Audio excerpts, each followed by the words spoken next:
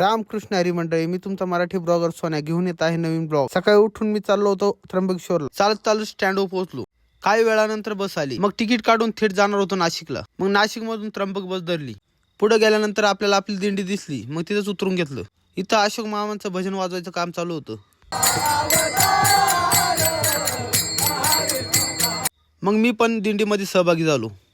आमच्या आप्पांनी जरा चोपदाराचा गणवेश धारण केला होता। त्यानंतर आम्ही पोहोचलो त्र्यंबक राजाच्या दरबारामध्ये। तिथे जाऊन कोणी नाचत होतं तर कोणी फुगडी खेळत होतं। आपल्या पखवाजाच्या तालावर कोणतरी नाचतंय हे बघून तर मला खूप अभिमान वाटत होता।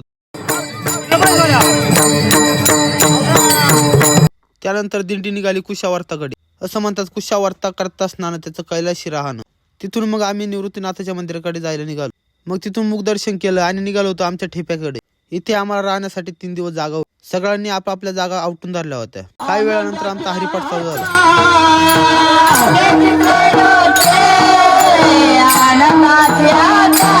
हरिपाठानंतर लगेच कीर्तनाचा कार्यक्रम चालू झाला।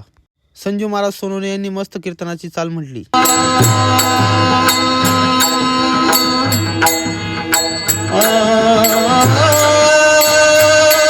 कीर्तनानंतर मग जत्रा बघायला गेलो। मग नंतर फिरून आलो। पुढे अजून काही 3 दिवसाची व्लॉग येणार आहे, ते बघा आणि नक्की कमेंट करून सांगा की कसा वाटला आपला व्लॉग।